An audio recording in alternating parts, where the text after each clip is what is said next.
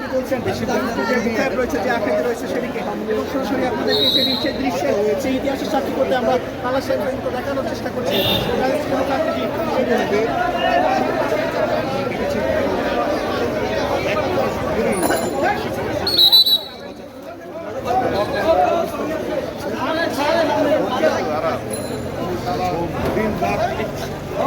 কাজ করে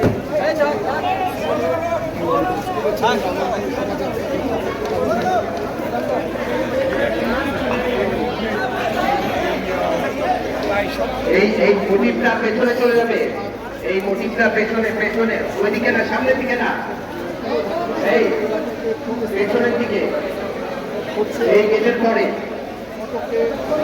এই গেটের পরে।